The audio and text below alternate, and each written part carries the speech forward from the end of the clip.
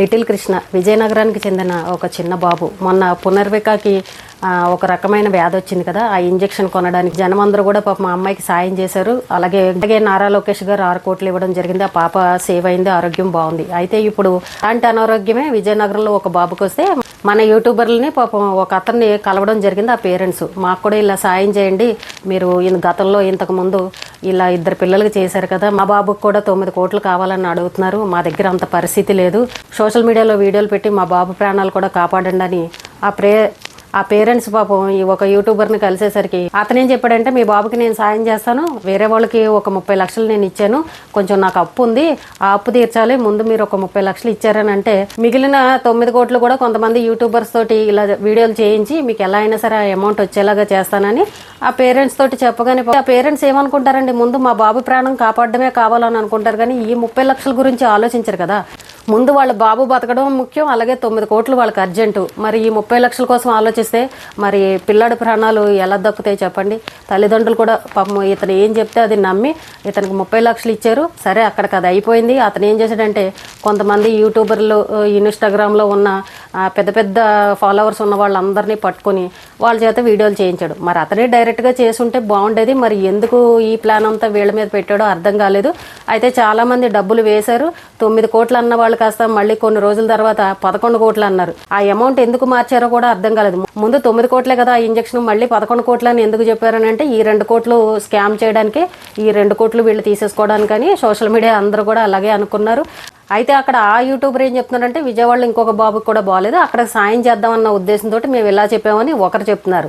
Dollar rate పెరుగుతూ తగ్గుతూ ఉంటుంది కదా, మరి డాలర్ రేటు పెరిగిందని అంటే ఈ అమౌంట్ తక్కువ అవుతుంది, అందుకని మేము 11 కోట్లు అని చెప్పామని చెప్తున్నారు. ఎంత డాలర్ రేటు పెరిగినా సరే లక్షల్లో ఉంటుంది కానీ అంత కోట్లు అయితే పెరగదు కదా. మరి ఇది కూడా డౌట్గానే ఉంది. కొంతమంది యూట్యూబర్లు ఏంటంటే ఇంటికి వెళ్ళి వాళ్ళకి క్యాష్ ఇచ్చిన వాళ్ళు కూడా ఉన్నారు. అయితే ఆ క్యాష్ను కూడా తల్లిదండ్రుల దగ్గర నుంచి ఈ అబ్బాయి తీసేసుకున్నాడు అనడం, అలాగే చుట్టుపక్కల వాళ్ళు తెలిసిన వాళ్ళు కొంతమంది యూట్యూబర్లు అందరూ కూడా ఉండీలు పెట్టి ఇలా డబ్బులు పోగేసి ఈ అబ్బాయికి ఇవ్వడం, ఈ అబ్బాయి మరి ఆ లెక్కలు చెప్పకపోవడం, ఇదంతా మొత్తానికి ఏం జరిగిందో తెలియదు. కానీ ఇప్పుడు పిల్లి మీద ఎలక మీద పిల్లి అన్నట్టు అసలు క్యాష్ రూపంలో ఇచ్చిన డబ్బులు అయితే లెక్క తేలట్లేదు. అసలు వ్యక్తి వచ్చి బయటకు వచ్చి ఏది చెప్పట్లేదు. కానీ పేరెంట్స్ కూడా ఇప్పుడు బయటకు వచ్చి మా దగ్గర నుంచి 30 లక్షలు తీసుకున్నారు, అలాగే ఒక బాండ్ పేపర్ కూడా తీసుకున్నాడు. ఈ బాబుకి ఇంజెక్షన్ అయిపోయిన తర్వాత ఆరోగ్యం బాగుపడిన తర్వాత అతనికి మళ్ళీ ఏదో ఆస్తి అమ్మి ఇంకొకరికి సాయం చేయాలని అన్నట్టు ఇలా అగ్రిమెంట్ కింద మేము మాట్లాడుకున్నామని పేరెంట్స్ కూడా ఇలా చెప్తున్నారు. చూడండి ఎన్ని స్కాములు జరుగుతున్నాయో. ఈ రోజున ఎలా అయిపోయిందని అంటే నిజంగా నిజాయితీగా ఎవరికన్నా బాగోలేదనంటే సాయం చేసేవాళ్ళు కూడా ఇప్పుడు 100 సార్లు ఆలోచించాల్సిన పరిస్థితి. ఎంతోమంది సోషల్ మీడియాలోకి వచ్చి మా పిల్లలకి ఇది అనారోగ్యంగా ఉంది, అందరూ సాయం చేయండి అని అనగానే విదేశాల్లో ఉన్న వాళ్ళు కూడా డాలర్ రూపంలో సాయం చేస్తున్నారు. ఎవరికి తోచింది వాళ్ళు ₹1 దగ్గర నుంచి వేలలో లక్షల్లో ఇంతంత డబ్బుని ఇస్తున్నారు. అక్కడ పిల్లల ప్రాణాలు కూడా కాపాడగలుగుతున్నాం. గవర్నమెంట్ కూడా ఇంత అమౌంట్ అంటే ఇవ్వలేకపోతుంది కాబట్టి జనాలందరి దగ్గర పోగు చేసి మొత్తానికి ఆ పిల్లల ప్రాణాలు కాపాడుతున్నారు. కానీ ఈ మధ్యలో ఉన్న ఈ యూట్యూబర్స్ ఎవరైతే ఉన్నారో వాళ్ళు ప్రమోషన్లు చేసేవాళ్ళు, మరి వాళ్ళు చేసే పనుల్లో మాత్రం చాలా తేడాలు వస్తున్నాయి. ఏదోలే మా పిల్లాడికి ప్రాణం కాపాడుతున్నారని తల్లిదండ్రులు అనుకుంటున్నారు. నిజాలు తెలిసినా సరే వాళ్ళు ఎవరు కూడా బయటకు వచ్చి చెప్పలేకపోతున్నారు. ఎందుకంటే ముందు మా పిల్లాడి ప్రాణం ముఖ్యం, ఫోన్లే కక్కుర్తిపడి అంతకంత డబ్బులు తిన్నారనుకో, తిని మాకు ఇంత డబ్బు సాయం చేసినందుకు ఇంకా వాళ్ళ తప్పులన్నీ మేమెందుకు బయట పెట్టాలని తల్లిదండ్రులు అలాగే ఏమీ మాట్లాడకుండా ఉంటున్నారు. కానీ ఈ మధ్యలో ఉన్న వాళ్ళు ఎవరైతే ఉన్నారో మొత్తం ఎలా నొక్కేయాలో అలా నొక్కేస్తున్నారు. ఈ రోజున ఏంటంటే వాడిలా అన్నాడు, వీడిలా అన్నాడు, నేను సొంతంగా డబ్బులు ఇచ్చాను, నాకు అసలు ఏమీ తెలియదు, నాకేమీ తెలియదు, నన్ను ఇలా చేయమంటే ఇలా చేశానని చెప్పేసి ఒకరి మీద ఒకరు నేరం కింద చెప్పుకునే పరిస్థితి. ఇందులో అసలు దొంగ ఎవరనేది బయటకు రావట్లేదు, నిజాలు ఎవరు కూడా బయటపడట్లేదు, ఎవరు కూడా కంప్లైంట్లు ఇవ్వట్లేదు, కేసులు పెట్టట్లేదు. కానీ ఇది లక్షల్లో కోట్లలో ఇలా స్కాములు జరుగుతున్నాయనంటే మరి ఎవరో ఒకళ్ళు వెళ్ళి చక్కగా కంప్లైంట్ ఇచ్చుంటే పోలీసులే అంతా నిజాలన్నీ బయటకు తీస్తారు కదా. కానీ ఎవరు కూడా వెళ్ళి కంప్లైంట్ ఇవ్వట్లేదు. ఎలా ఉందనంటే ఎవరన్నా కంప్లైంట్ ఇస్తే మరి వీడి రహస్యాలు వాళ్ళు బయటపడతారని, అక్కడ వాడి మీద కంప్లైంట్ ఇస్తే వాడొచ్చి ఇంకేం చెప్తాడోనని ఎవరు కూడా ఈ విషయాన్ని బయట పెట్టట్లేదు. మరి అసలు ఆ క్యాష్ రూపంలో వచ్చిన డబ్బులు ఏమైపోయాయో కూడా అర్థం కావట్లేదు. పరిస్థితి అలా ఉందన్నమాట.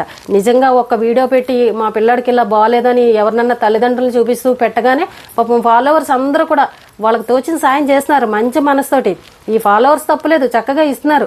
ఒక పిల్లాడి ప్రాణం బతికిస్తున్నాం కదా అన్నట్టు ఇస్తున్నారు. ఈ మధ్యలో ఉండేవాళ్ళు స్కాములు చేసేవాళ్ళు, కక్కుర్తిపడి తినేయాలని అనుకునే వాళ్ళు ఉన్నారు చూసారా, నిజంగా వాళ్ళకి మహాపాపం చుట్టుకుంటుందండి.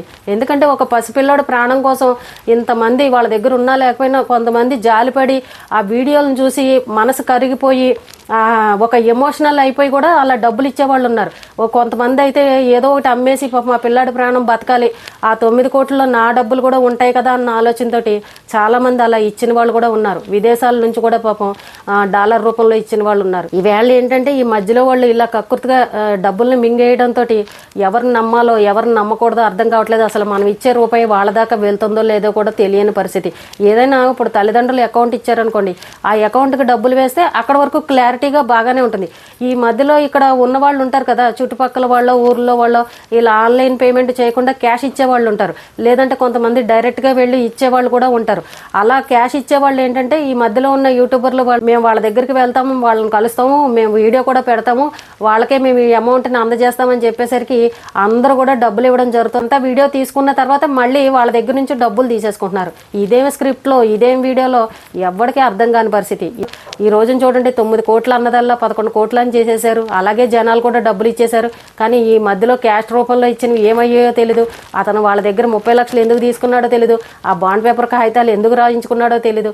ఆ పేరెంట్స్కి అన్ని నిజాలు తెలిసినా సరే వీడు చేసేది తప్పు అని తెలిసినా సరే బయటకు వచ్చి చెప్పలేని పరిస్థితి. ఎందుకంటే వాళ్ళ పిల్లాడి ప్రాణమే ముఖ్యం. 9 కోట్లు ఇస్తున్నప్పుడు ఇన్ని అబద్ధాలు చెప్పినా ఏం చేసినా అవతల వాడు ఏం చెప్పమన్నా సరే వీళ్ళు తలకాయ ఊపి ఆ రకంగా చెప్పారు.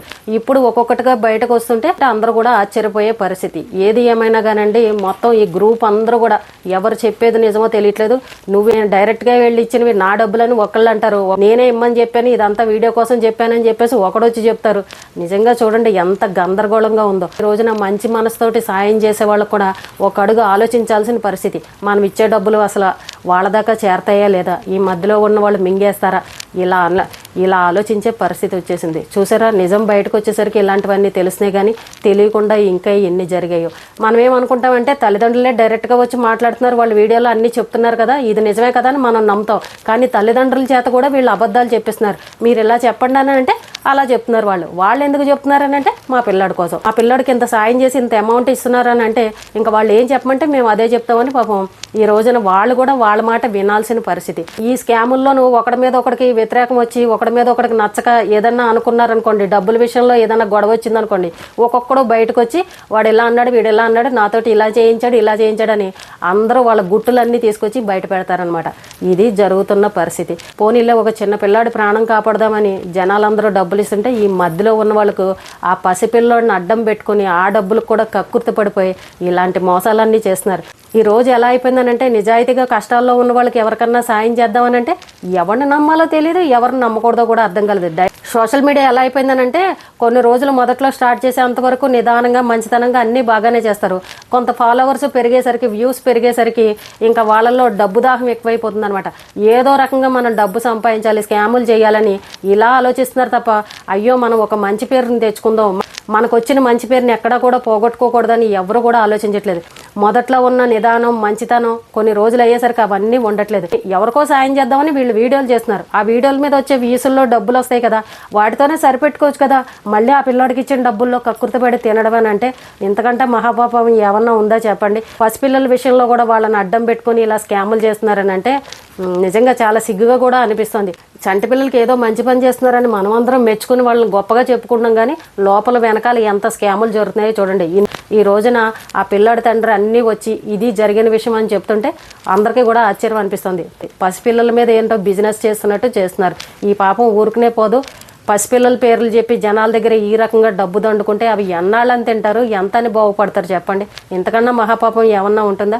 చూద్దాం ఇంకా ముందు ఏం నిజాలు బయటపడతాయో. అది ఎవరికన్నా సహాయం చేసే ముందర 1కి 4 సార్లు బాగా ఆలోచించుకుని అది జెన్యూనా కాదా అనేది తెలుసుకున్న తర్వాత సాయం చేయండి.